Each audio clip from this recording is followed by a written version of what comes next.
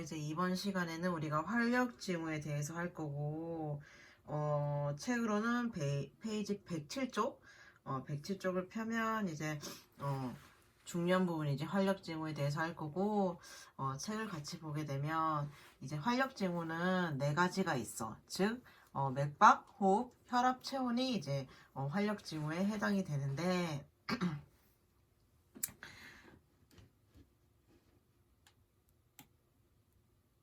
완벽한 신체 검진은 이 네 가지 모두를 포함해야 하지만 그중 앞에 세 가지는 병원전 처치에 매우 중요한 요소이다. 그래서 이 요소들은 환자 상태의 첫 척도이기도 하다. 그래서 이 활력 징후를 바탕으로 환자가 대략 어떤 상태인 것을 유추할 수가 있기 때문에 이제 환자 상태의 첫 척도가 된다. 그래서 응급 상황에서는 신체 검진 초기에 측정하고 자주 반복하여 이제 그 변화를 파악해야 한다.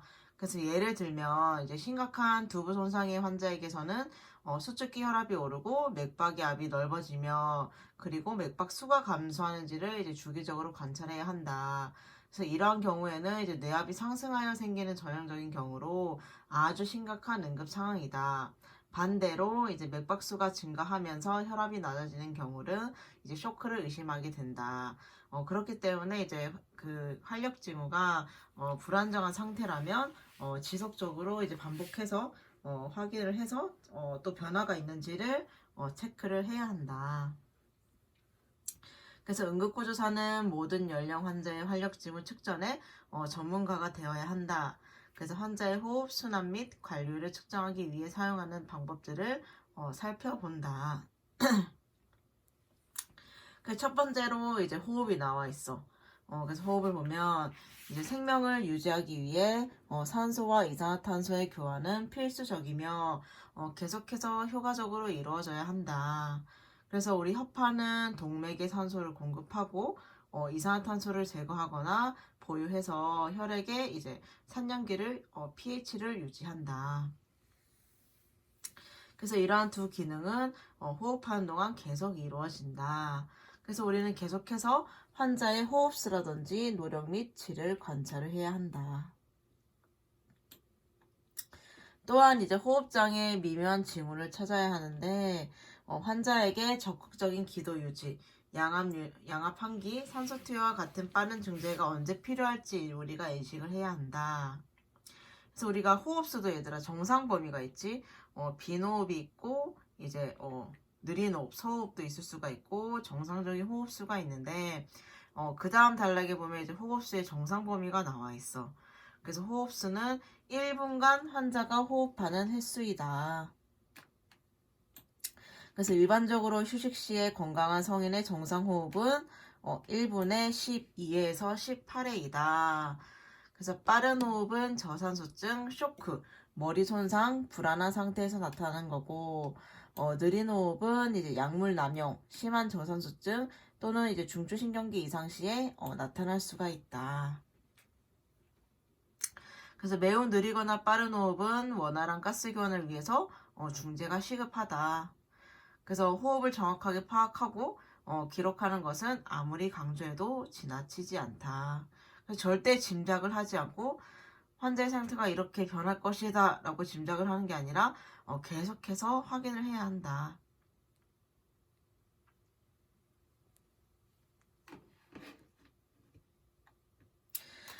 그리고 이제 환자가 우리가 이제 호흡을 측정한다고 알게 되면은 이 호흡수를 자기가 딱 조절을 하게 돼. 긴장을 하기 때문에 평소에 쉬던 대로 쉬는 게 아니라 의식을 하면서 호흡을 하기 때문에 정확한 호흡수를 체크할 수가 없어. 그래서 환자가 가능한 알 수 없게끔 해서 이제 호흡을 측정해야 하고 그리고 이제 그 다음에 맥박을 측정한다고 나와 있는데 이것은 무슨 말이냐면 맥박을 측정한과 동시에 우리가 호흡을 측정하는 거지. 호흡을 측정할게요 하고 말하면은 이제 환자가 의식을 해서 환자의 원래 호흡수를 측정할 수가 없기 때문에 딴 걸 하면서 같이 이제 호흡수를 측정을 해야 정확하게 측정을 할 수가 있다.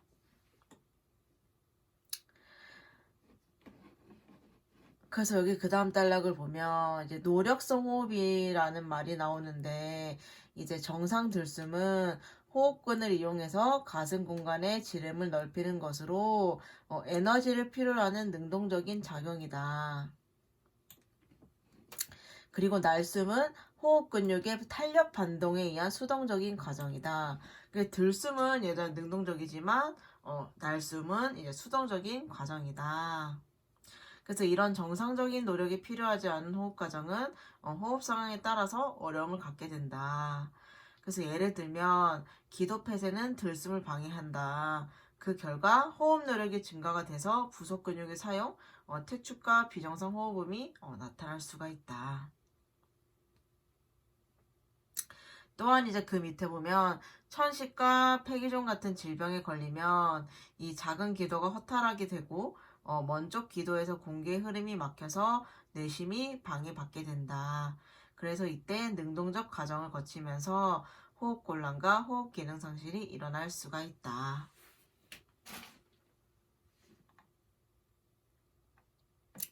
그렇다면 이제 우리 표 5-4에 보면은 호흡 형태가 나와 있어.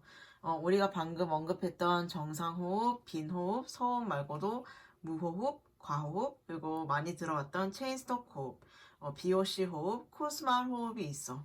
그래서 각각 호흡이 특징이 뭘고 어떠한 상황에서 어떠한 질병이 있을 경우에 이런 호흡을 하는지도 이건 전반적으로 다 알고 있어야 될 것 같아.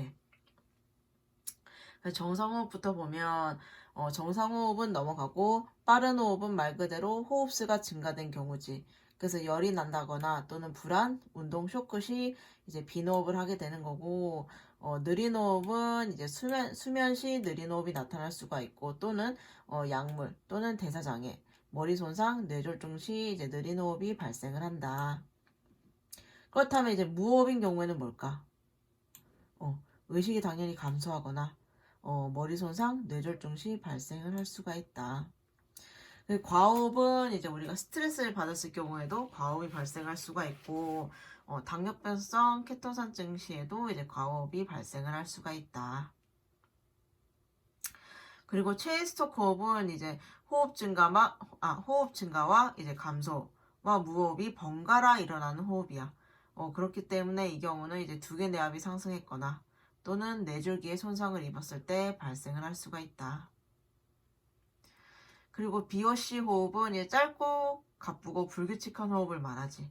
그래서 뇌촉수염이라든지 다양한 중추신경계 질환 또는 머리 손상 시에 이제 BOC 호흡을 발견할 수가 있다. 그리고 이제 마지막으로 코스말 호흡은 이제 빠른 호흡과 가호흡이 나타나는 호흡으로 콩팥 기능이 상실했거나 또는 이제 대사성 산증 또는 이제 당뇨병성 케톤산증 시에 우리가 관찰을 할 수가 있다.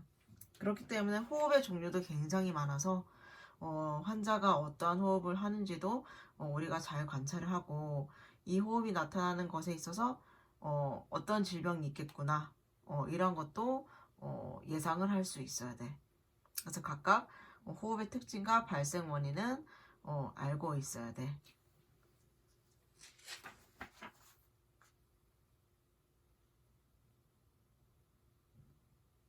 그래서 다시 본문으로 넘어가게 되면 이제 호흡의 질이라는 말이 나오게 되는데 호흡의 질은 이제 호흡의 깊이와 이제 양상을 의미하게 돼.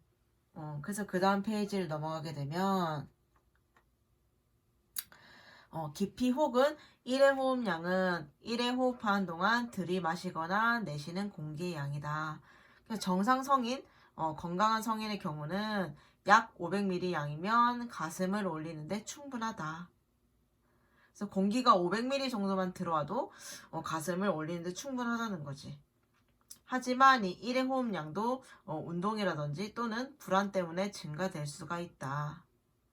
그리고 또한 반대로 갈비뼈가 손상이 되면 이제 호흡 시 우리 통증 때문에 1회 호흡량이 감소될 수가 있다. 그래서 우리 호흡의 깊이는 가슴벽에서 가슴 확장의 대칭 여부를 시진과 촉진을 통해서 관찰할 수가 있어. 우리가 환자 보통 신체 검진을 할 때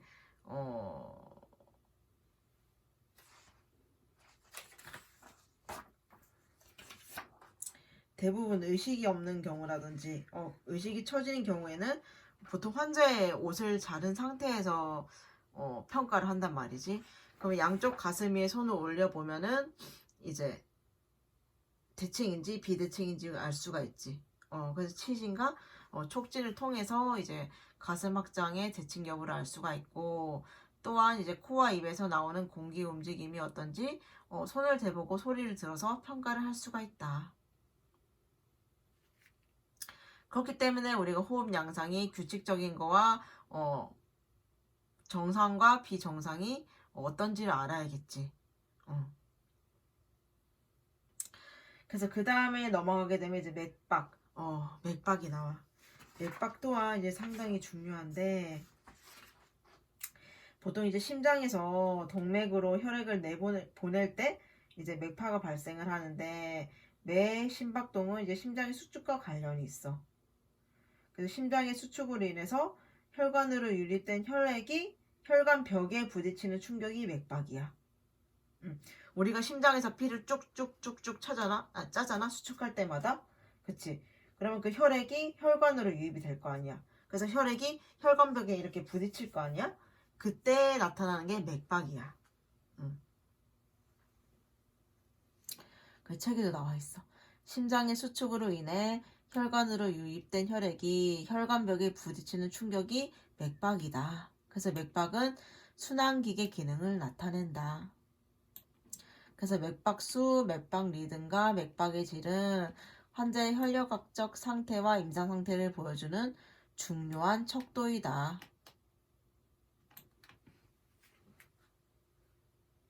그래서 맥박수는 1분간 느껴지는 박동의 획수이다. 그래서 맥박 또한 이제 느리거나 정상이거나 빠를 수가 있어. 그래서 맥박 리듬은 맥박의 반복과 규칙적인 박동 간격을 뜻한다. 그래서 그게 규칙적일 수도 있고 또는 불규칙적일 수도 있고 규칙적이었다가 불규칙적일 수도 있고 이게 수시로 바뀔 수가 있지. 또한 이제 맥박의 질은 맥박의 강도를 뜻하는데 이제 우리가 맥박을 확인할 때 이렇게 강하게 팡팡팡팡 뛰는지 또는 이제 얕게 힘이 없게 가날프게 뛰는지도 이제 맥박의 질을 설명할 수가 있는 거지. 맥박이 항상 통통통통 세게 뛰지는 않아. 때로는 이제 약하게 거의 잘 느껴지지 않을 때도 있고. 그래서 맥박의 질을 우리가 설명을 할 수가 있다. 그렇다면 아까 성인에서 정상 호흡수는 우리 몇 회였지? 12에서 18이었지. 그럼 맥박 또한 정상 범위가 있을 텐데 정상 맥박수는 성인의 경우 1분에 60에서 100회이다. 그래서 60회 미만이 이제 느린 맥, 그리고 100회를 넘기게 되면 이제 빠른 맥이 된다. 그래서 우리가 맥박을 측정할 수 있는 부위가 그 밑에 바로 그림에 나와 있어. 굉장히 많지. 우리가 흔히 측정하는 게 얘들아, 여기 노동맥, 그치, 손목이 엄지손가락 부위, 그리고 위팔동맥에서도 잴 수가 있고, 그리고 목동맥, 그리고 이제 넙다리, 대퇴동맥, 그리고 간혹 이제 발등동맥도 같이. 주로 쓰이는 게 5가지야. 경동맥, 이제 위팔동맥, 노동맥, 넙다리동맥, 발등동맥. 여기서 측정을 할 수가 있다.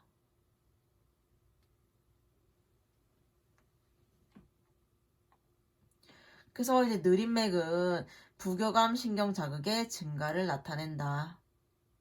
그래서 머리 손상, 저체온증, 심한 저산소증 또는 약물 남용 환자에게서 보일 수가 있다. 하지만 이제 운동을 하는 운동선수에게서도 간혹 느린 맥이 보일 수가 있어서 그러한 경우에는 정상 소견일 수가 있다. 그래서 느린 맥의 치료는 환자의 심박출량과 전신 순환 상태를 위협하거나 또는 위협할 가능성이 있는 경우에만 시행을 한다. 그래서 맥박이 무조건 느리다고 해서 바로 처치를 들어가는 게 아니라 그 느린 맥으로 인해서 환자의 생명의 위협에 영향을 끼친다 라고 판단될 때만 이제 느린 맥을 치료하고 대부분에는 이제 관찰을 하게 되지.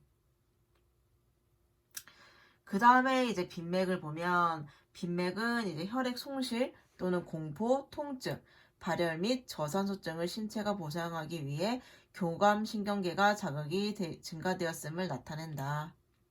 그래서 초기 쇼크나 생명을 위협하는 부정맥인 심실빠른맥의 척도이기도 하다. 좀 전에도 말했듯이 맥박의 질은 약한, 강한 혹은 튀어오르는 박동 등으로 나타낼 수가 있다. 그래서 만약에 맥박이 약하고 갸냘프다면 이것은 쇼크와 같은 순환기계 문제를 뜻하는 거고, 만약에 강하게 팡팡팡 튀어오르면은 그것은 고혈압이라든지 또는 열사병 또는 내압 상승을 나타낼 수가 있어.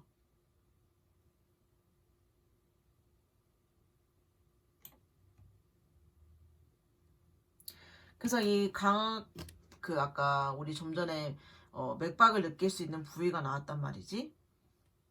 그 중에서도 만약에 목동맥, 즉 경동맥에 맥박이 있으면 적어도 수축기 혈압이 60mmH 이상임을 의미하게 되는 거야.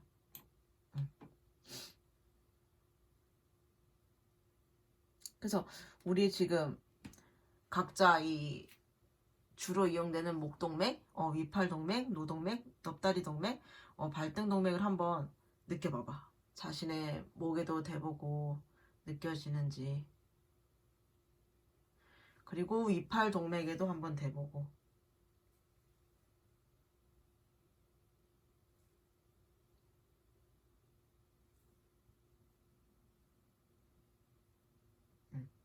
그리고 이제 노동맥도 대보고. 그리고 넙다리 동맥도 한번 찾아보고.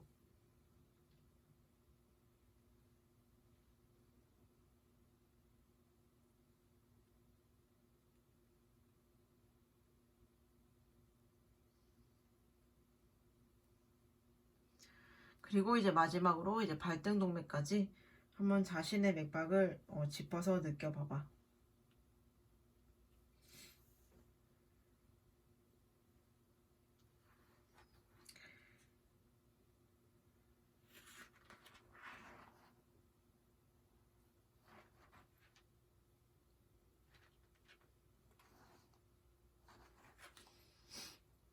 그래서 이제 그 다음을 보게 되면 의식이 있는 어른이나 나이가 있는 소아의 경우 보통 가장 접근하기 쉬운 노동맥을 측정을 한다. 그치? 우리가 대부분은 이제 노동맥을 측정을 하는데 두 번째, 세 번째 손가락으로 이제 환자의 엄지손가락 바로 아래에 있는 노뼈 위에 노동맥을 눌러서 측정을 한다.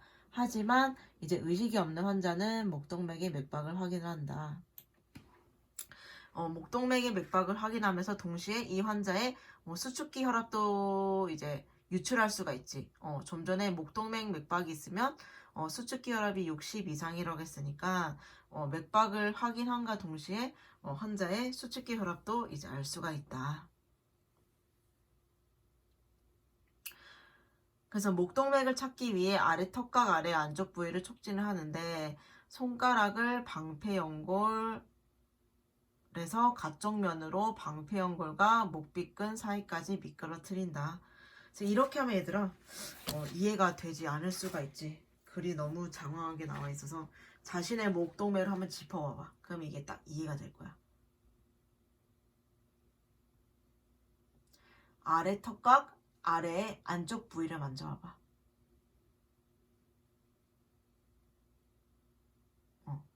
이 가운데를 말고 가쪽으로 느껴보면 이제 목동맥을 찾을 수가 있어.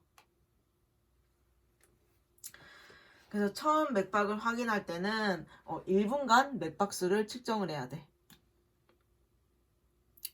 그래서 만약에 맥박이 규칙적으로 박동을 한다면 15초간 맥박을 세고 거기에 4를 곱하게 되지만 맥박이 불규칙하다면 1분간 완전히 세야 한다.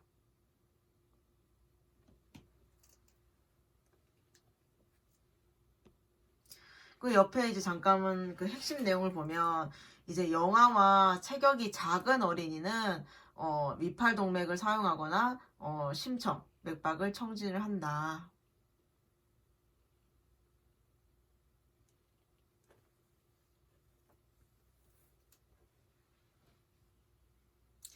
그래서 이제 여기까지가 맥박이었고, 그 다음이 이제 혈압이야, 혈압. 혈압은 이제 심장이 수축하고 이완하는 동안에 동맥벽에 미치는 혈액의 압력이야. 즉, 이제 심박출량과 전신혈관 저항을 곱한 것과 같다. 그래서 심장 박출량이나 혈관 저항이 변하게 되면 반드시 혈압이 변하게 되겠지. 그래서 이 혈압은 수축기 혈압과 이완기 혈압이 있는데 둘 다 중요해. 환자 상태를 파악함에 있어서. 이 책에도 보면 수축기 혈압과 이완기 혈압 모두 환자 상태를 파악하는 데 중요한 요소이다. 그래서 혈압을 재면은 보통 뭐 120에 80, 뭐 130에 80, 뭐 110에 60 이렇게 나오는데 높은 숫자에 해당되는 게 이제 수축기 혈압이고 낮은 숫자에 해당되는 게 이제 이완기 혈압에 해당이 된다. 수축기 혈압은 심실이 수축할 때 동맥에 저항하는 혈액의 최대 압력이야. 그리고 이완기 혈압은 심실이 이완이 됨과 동시에 혈액이 유입될 때 동맥벽에 미치는 혈액의 압력이야. 수축기 혈압은 이제 심실이 수축하면서 동맥에 저항하는 이제 혈액의 최대값이고, 반대로 이완기 혈압은 심실이 이완되고 혈액이 유입될 때 동맥벽에 미치는 혈액의 압력이지. 그래서 이완기 혈압은 전신의 혈관 저항을 측정하는 것이고 혈관 크기에 따라서 물론 달라진다. 그래서 혈액이 동맥벽에 부딪히는 소리를 우리가 코르트코프음이라고 한다.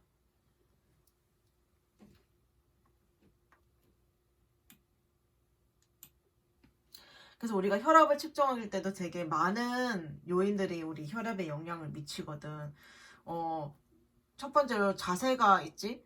앉았을 때 또는 누웠을 때 또는 섰을 때 다 각각 혈압이 달라. 그리고 또 흡연을 했다든지 또는 운동을 했다든지 또는 이제 식사를 했다든지 이러한 것들로 인해서도 이제 환자의 혈압에 영향을 미칠 수가 있어.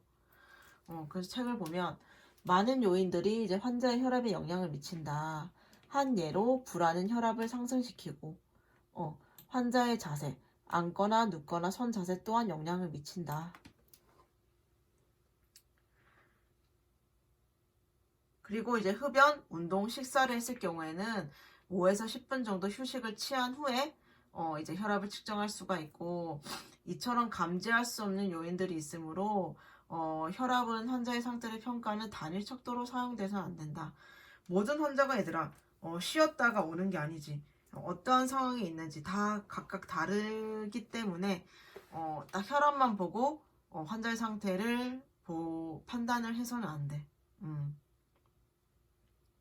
그래서 혈압 이외에도 환자의 의식 또는 이제 피부색, 체온, 전반적인 환자의 상태 이런 것들을 통해서 이제 평가를 해야 한다. 그렇다면 이제 혈압도 정상 범위가 있을 텐데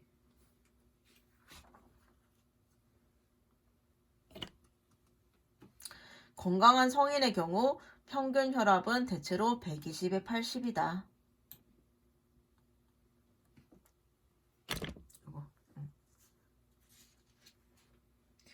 그래서 여성 같은 경우에는 이제 폐경기 이전에는 정상적으로 이제 낮을 수도 있다.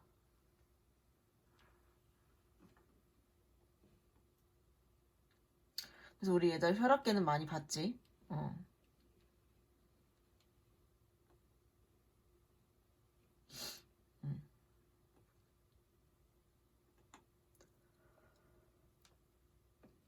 그리고 이제 맥박압이 얘들아 맥압이야. 수축기 혈압과 이완기 혈압의 차이지. 예를 들어서 좀 전에 말했듯이 혈압이 120에 80이면 수축기 혈압이 120이고 이완기 혈압이 80이잖아. 그래서 맥압이 수축기 혈압과 이완기 혈압의 차이니까 120 빼기 80은 40이지. 그래서 혈압이 120에 80인 사람에게서 맥압은 40이라고 말할 수가 있어. 그래서 보통은 정상 맥압의 범위는 30에서 40이야.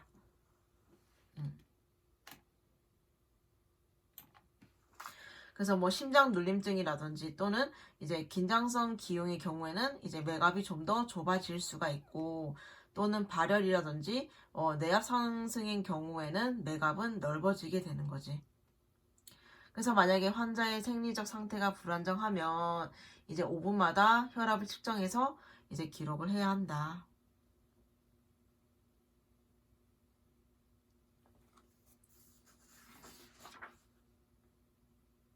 근데 정상 혈압이라는 말에 정확한 답은 없대. 좀 전 앞서 말했듯이 건강한 성인의 경우 평균 혈압이 120에 80이라고 했잖아. 그래서 일반적으로 수축기 혈압은 성인의 경우에는 100에서 135고 이항기 혈압은 이제 60에서 80 정도래. 하지만 이제 고혈압인 경우에는 이제 140에 90 이상인 경우를 이제 말한다.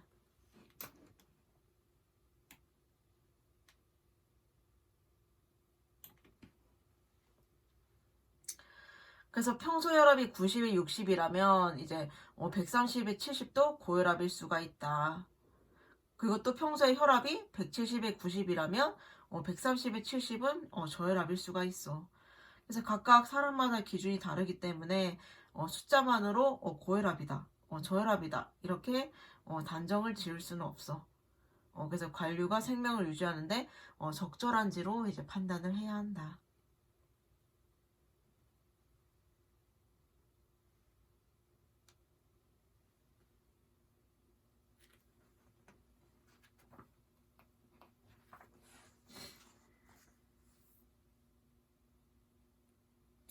그래서 고혈압인 경우에 해당되는 뭐 의심되는 질환이라든지 또는 저혈압일 경우에 의심되는 질환이 상당히 많아. 그거에 관한 게 밑에 나오는데 같이 보면 고혈압은 심혈관 질환, 콩팥병, 신장병 또는 뇌졸중 혹은 머리 손상에 의해서 발생하며 뇌압 상승의 전형적인 징후이다. 그렇기 때문에 이제 고혈압은 뇌졸중이나 심혈관 질환의 유발인자일 수도 있다. 그래서 보통 이제 저혈압은 이제 심부전으로 인한 쇼크 또는 저혈량 또는 대량의 혈관 확장성 쇼크의 징후일 수가 있다. 그래서 기립성 저혈압이란 말을 얘들아 많이 들어봤을 건데 기립성 저혈압은 환자가 앉거나 또는 일어날 때 혈압이 감소하는 것을 기립성 저혈압이라고 한다.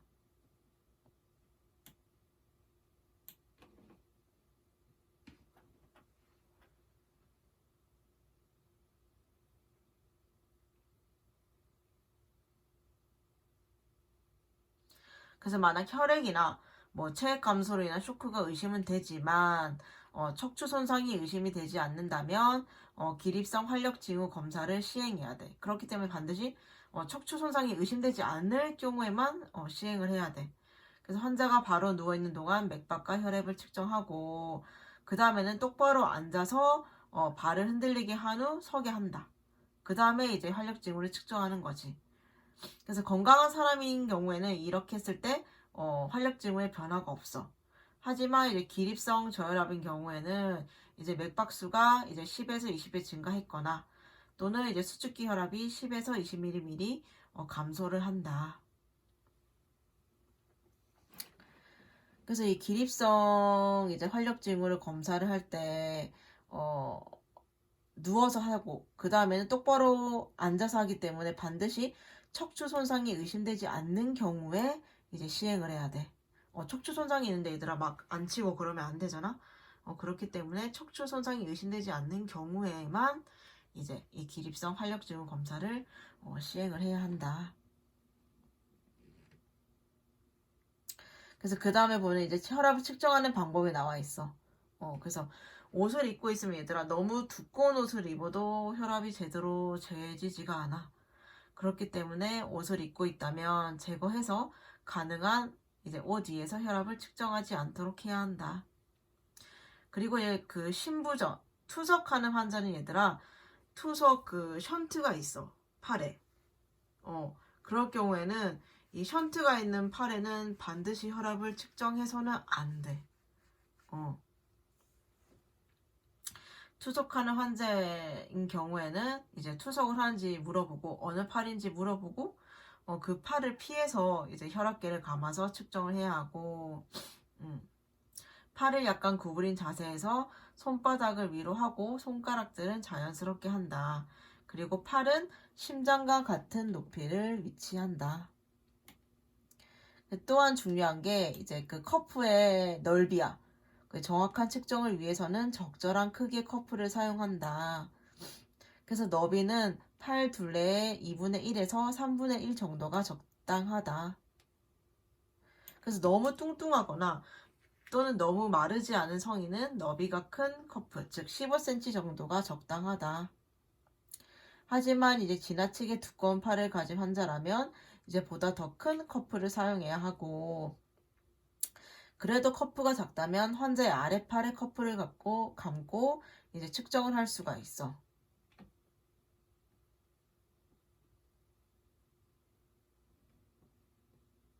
그래서 얘들아, 어린아이에게도 소화형 커프가 따로 있잖아? 그래서 그 적절한 커프의 넓이를 감아서 측정하는 게 되게 중요해.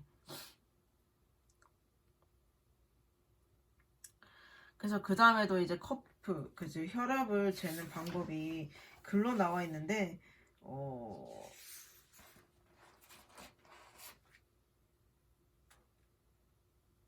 이 다음부터는 이제 그 다음 영상에서 우리가 마저 이어가도록 할게.